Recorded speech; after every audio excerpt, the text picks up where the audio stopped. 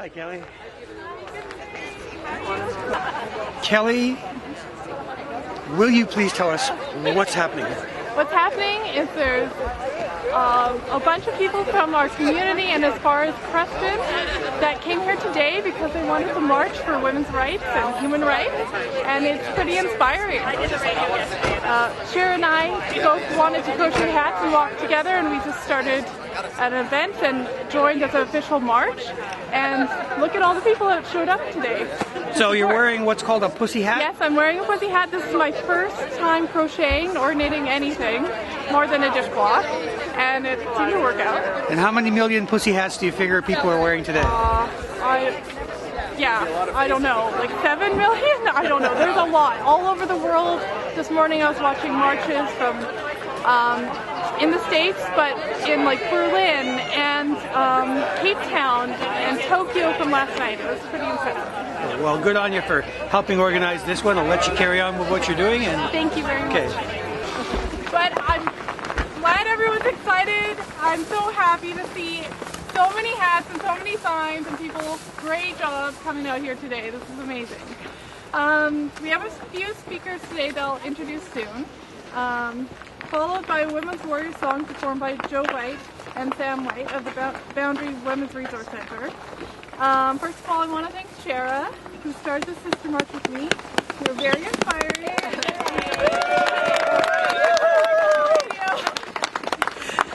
And thank you to Jogas for donating coffee, my mom for donating the condiments for the drinks, and Bilo for the hot water, so I didn't have to drive downtown with water. Yay! Jogas and Bilo! Yeah, and Data for making so many hats. I don't know where you are, but amazing job. 12 in 1 week.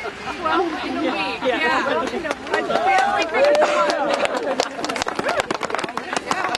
And thank you to Peter Matheson for coordinating the paper and suggesting speakers. Thank you very much. And everyone for coming. So we all have our own reasons that bring us here today. I'm going to ask anyone who wants to say a few sentences about why they marched today to come up after our last speaker, which I guess will be our drum performance as well. I'm going to say a few reasons now before I have to hold my baby because my husband has to leave. So I marched to support our sisters and neighbors in the States. I marched for affordable childcare and longer parental leave. Anyone wonder why? I marched for my children to model how to stand up for what they believe in a positive way. All right, so now we have Ian Mitchell from the youth, who's a youth and family counselor, to come up and say a few words.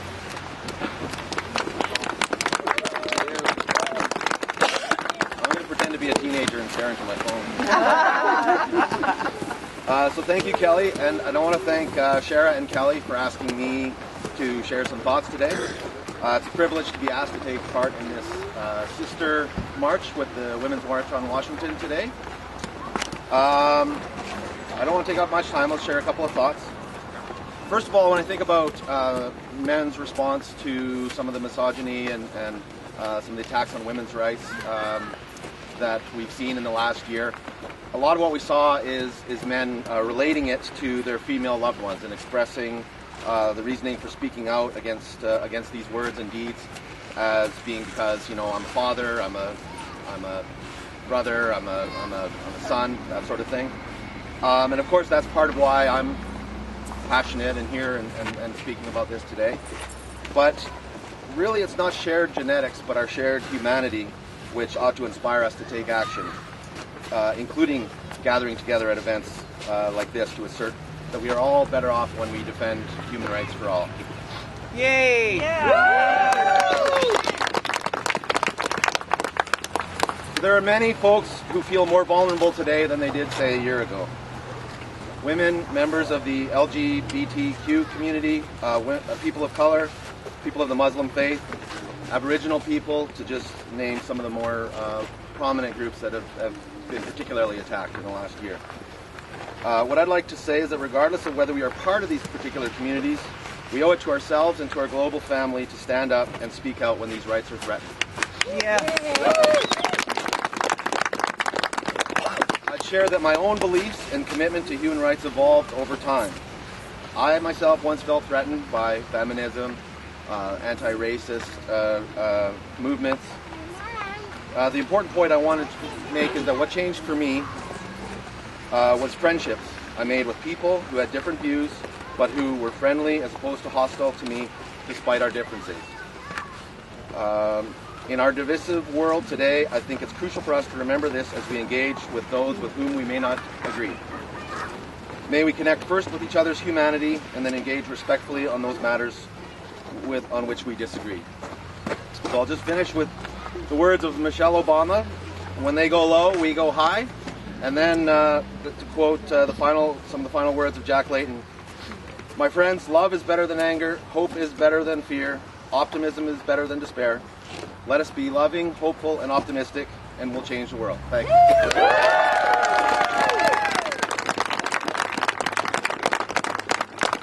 And now we have Colleen Ross, who is a Grand Forks City Councillor and NDP candidate, to come say a few words next.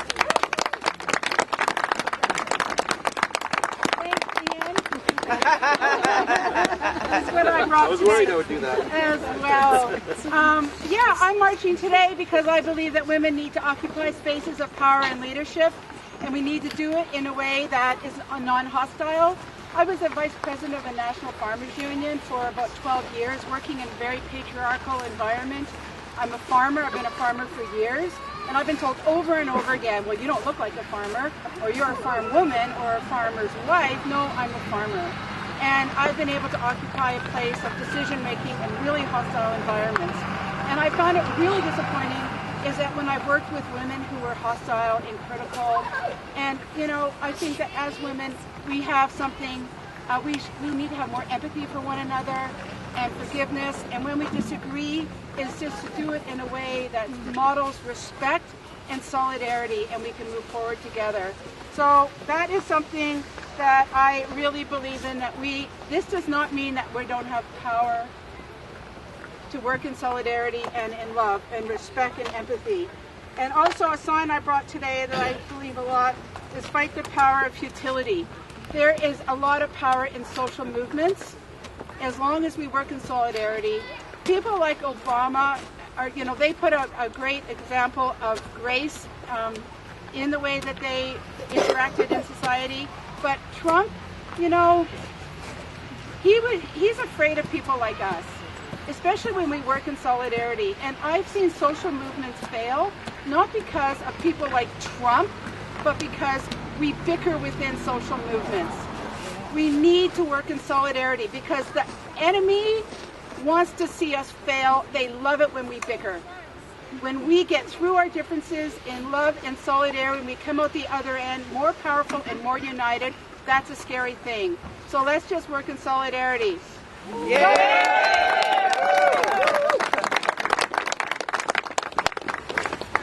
So I haven't seen Laura yet this morning, but I heard Laura Savinkov wants to I'm right here. Hi, welcome. I didn't know you had me written down as an actor. Okay, yeah, I just got notice of it this morning. So you're from the Boundary Peace Initiative and Yes. the Southern Interior Peace Coalition. Good morning. Morning. The Boundary Peace Initiative, the BC Southern Interior Peace Coalition, and the Canadian Peace Congress welcome you and thank you for the solidarity. And if we think that Trumpism is not going to come to Canada, it will. If we do nothing. This is a beginning. We cannot stop. We have to work together. The Bush Jr. was our Harper. Obama is our Trudeau. Today, this week, Kevin O'Leary put his hat into the ring as Conservative leader. That's our Trump. Are we willing to let that happen? No! So we need to march. Sadly, I can't march with you. My ankle don't work on the slippery things. But thank you. And I look forward to working with all of you through the events that the Boundary Peace Initiative will work on within our own community. This spring we are hosting the BC Southern Interior Peace Coalition member groups for a conference. Watch for the news. Everyone is welcome. We need everyone's input. It's not groups alone. We also have individuals, because we are individuals in groups, and groups are individuals. So I thank you and bless you all. Thank you.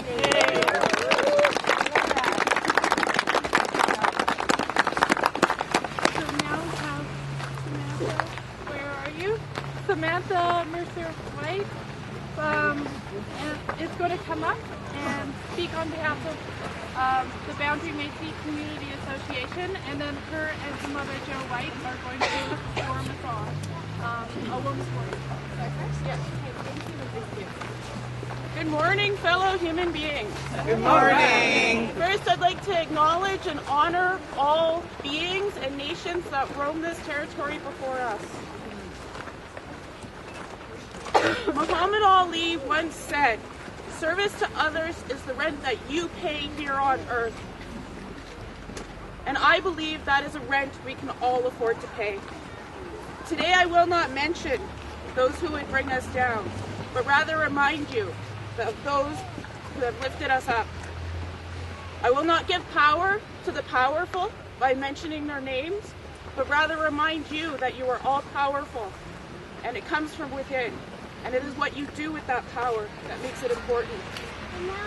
I will not ask for our rights, because I know they are mine, and they are worth fighting for. Today we don't know what our actions will bring in the future, but we know that if we do not act, there is no action. In 2011, Malala didn't know that in 5 short years, she would hold over 20 prizes and awards for her efforts in education. She just wanted to go to school. Ms. Harriet Beecher Stowe didn't know that President Lincoln would refer to her as the little lady that wrote the book that started this great war. She just wanted to show the true colors of racism. Ellen Sirleaf of Liberia in 1980 didn't know that she would be someday elected first female head of state. She just wanted to call bullshit on her government. Joan of Arc didn't know that she would inspire millions for centuries. She just wanted to support the actions of King Charles VII. Jane Goodall just wanted to live with the chimpanzees.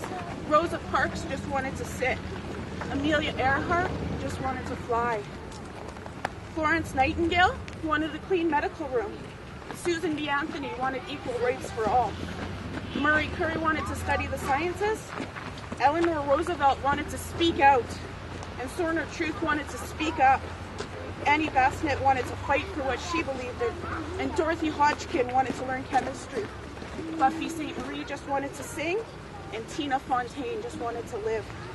So remember that no matter how big or the small, the want or the need, that it may, if it is in the service to others or the service of all, it someday it can and may change the world. Kill them with kindness, educate with action, and understanding is key. Thank you very much for being here.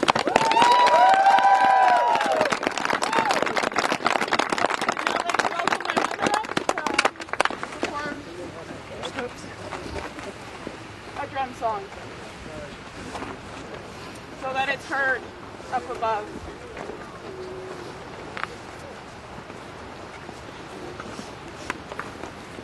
Hello, my name's Joe White. I'm from the Boundary Women's Resource Center, and I just want to do this song. It's the Women's Warrior song. This song was given to us by a Lillooet grandmother, and it's become the national anthem, or the anthem for all women fighting for solidarity, peace, and freedom. The Women's Warrior song. If you know the song, please sing it with me. Sure.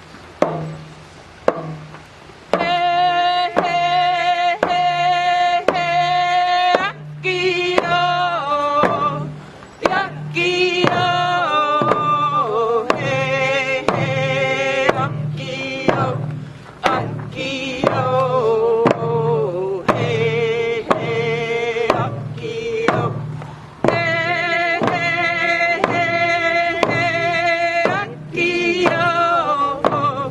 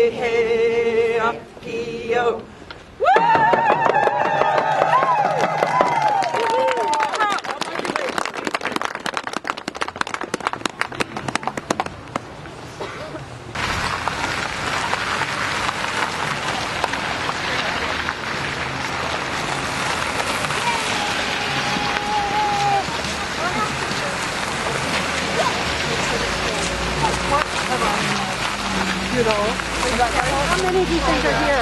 About 100. About 100?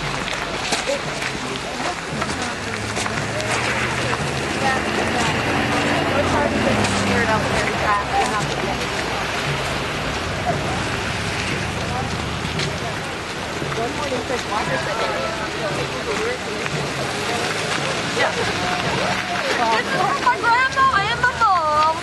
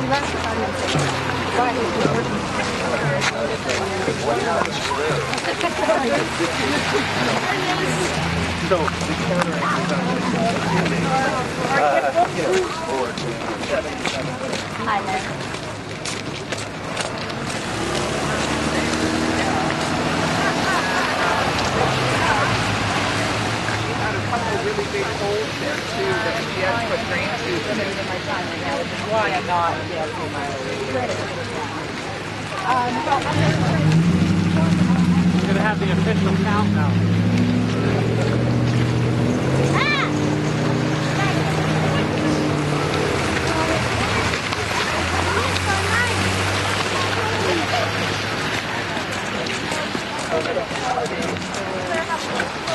A gentleman. Oh, wow. He has a big one. Very cool. And we're going to turn. You have a big one, like, for a size of